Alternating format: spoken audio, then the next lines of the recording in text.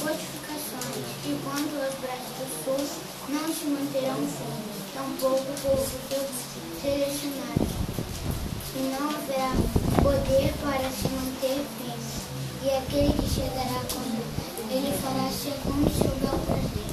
E ninguém se manterá firme diante dele, e estará de pena até adornado, e haverá extermínio na sua mão, e ele fixará a sua face para vir com poderio de todo o seu reino, e haverá um acordo equitativo com ele, e agirá com eficiência. E quanto à filha de mulher, se lhe é concedida arruiná-la, e ele não se manterá firme, e não continuará a pertencer-lhe, e ele voltará a sua face para as terras litorâneas, e realmente capturará muitas, e um comandante terá de fazer seu vitupério procedente dele cessar para si, de modo que não existirá seu vitupério. Fará que se retorne aquele, e ele voltará a sua face para os baluartes da sua própria terra, e certamente tropeçará e cairá, e não será mais achado, e na sua posição terá de erguer-se. E alguém que fará um exator passar pelo esplendoroso reino, e em poucos dias será destroçado, mas não em ira e nem em guerra.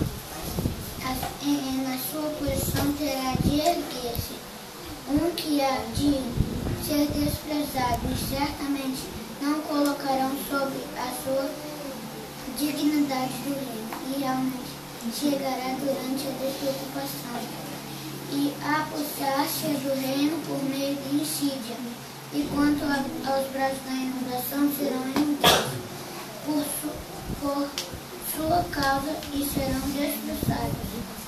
Assim como também o será o líder do pacto, e por se alinharem a ele praticará um engano que realmente subirá e se tornará forte por meio de uma nação pequena.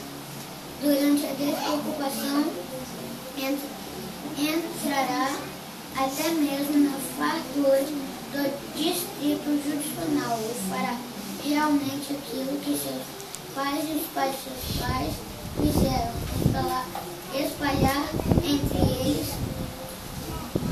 sangue e despojo, e bens, e maquinarão os seus ardis contra as praças fortes. Mas até um tempo, ele despertará seu poder e seu coração contra o rei do sul, com uma grande força militar, e o rei do sul da sua parte exercitar-se para a guerra com uma força militar extraordinariamente grande e poderosa, e ele não se manterá de pé, porque maquinarão ardis contra os ardis. E os mesmos que comem seus petiscos causarão a sua derrocada, e quanto à sua força militar, levar de enxurrada, e muitos não de cair mortos. E no que se refere a estes dois reis, seu coração se inclinará a fazer o que é mal, e uma sua mesa continuará a falar mentira, mas nada será bem sucedido, porque o fim ainda é para o tempo designado.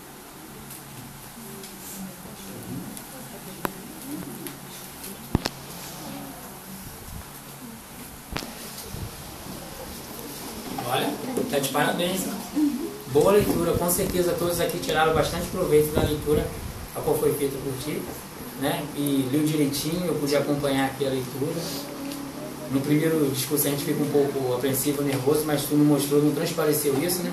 É natural a gente ficar um pouquinho nervoso, mas não pude perceber isso em você não. Só a gente que sabe, né, Fábio Júnior? A gente que faz as partes, os irmãos que fazem as partes na tribuna, seja na escola ou discurso, sabe como é que é fazer uma parte na congregação. No entanto, eu pude destacar aqui um ponto interessante, que foi a leitura exata. Você fez direitinho a leitura. Aqui na página 83, vem mostrando aqui, ó. Página 83, leitura exata. Por que é importante? Diz assim: a leitura correta, bem feita, é fundamental para se transmitir o conhecimento exato das verdades bíblicas. Porque a forma que nós lemos, respeitando pontas, vírgulas, interrogações, né, a forma que deu aquela pausinha na vírgula, deu uma meia pausinha, continuou, chegou lá no ponto final, você deu aquela meia paradinha e deu continuidade. Senão pode dar uma conotação errada, né, a leitura, se nós não respeitarmos o ponto. E você fez isso muito bem, tá bom, Fabinho? Meus parabéns e obrigado pela sua participação, tá bom? Que Jeová te abençoe. Agora vamos ter a parte do discurso número 2 com a nossa irmã Rosane e a sua ajudante, a irmã Valberg, né? Que falará sobre o tema: por que os cristãos não tentam se vingar? A cena é a cena de número 14, testemunho na sala do consultório médico. Oi, Paulo, estava com saudade de você. Pena que a gente só se vê aqui no médico, menina. Eu também estava com muita saudade de você. Olha, eu fiquei sabendo que você se batizou na igreja da Testemunha de Jeová, é verdade? É sim, é um privilégio, Val, servir a um Deus de amor e justiça como Jeová. Rosana, eu sei que vocês, não sei como é que vocês conseguem aguentar os insultos, né, e o maltrato que essas pessoas que você levam a falar fazem com vocês. Se fosse eu, não aguentaria. Val, eu entendo sua opinião. Também pensava assim. Mas eu aprendi dentro da Bíblia que os verdadeiros cristãos não tentam se vingar de ninguém. Ah, então, se me insultar, eu levo o quê? Val, a Bíblia contém relato de pessoas que acataram e não acataram os conselhos de Jeová de largar a ira, abandonar o furor. Vamos ver? Eu gostaria de ler para você, aqui em 1 Samuel 24, o versículo do 4 ao 7. Vou ler para você, ó. Diz assim, Val, ó. E os homens de Davi começaram a dizer-lhe: eis o dia em que Jeová te diz: eis que te entrego o teu inimigo na tua mão, e tens de fazer-lhe conforme parecer bem aos teus olhos. Davi levantou-se, pois, e decepou quietamente a aba da túnica sem mangas que pertencia a Saul. Sucedeu, porém, após isso, que o coração de Davi batia por ele ter decepado a aba da túnica sem mangas, que pertencia a Saul. Por isso, ele disse aos seus homens: é inconcebível da minha parte, do ponto de vista de Jeová, fazer eu tal coisa ao meu senhor ungido de Jeová, estendendo a minha mão contra ele, pois ele é ungido de Jeová. Por conseguinte, Davi dispersou seus homens com estas palavras, e não lhes permitiu que se levantassem contra Saul. Quando Saul levantou-se da caverna e seguiu seu caminho. Val, esse relato diz que quando Saul descobriu que Jeová tinha ungido Davi como o próximo rei de Israel, ele ficou furioso. Ele perseguiu cruelmente a Davi. Mas como Davi reagiu? Como o texto diz, ele deixou que Jeová cuidasse das coisas, dos assuntos do seu jeito e no seu tempo. E qual foi o resultado? Mas Davi se tornou rei de Israel. Exatamente, Val.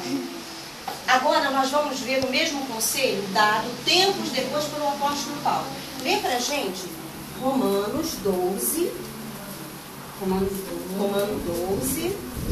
do 19 ao 21, que eu gostaria que você lesse. Diz assim, né? Não vos vingueis, amados, mas cedei lugar ao furor, pois está escrito: a vingança é minha, eu pagarei de volta, diz Jeová. Mas se o teu inimigo tiver fome, alimenta. Se ele tiver sede, dá-lhes algo para beber.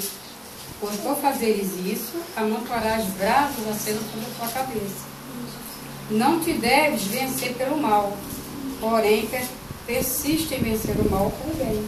Val, Paulo nos aconselha a deixar todos esses assuntos na mão de Jeová.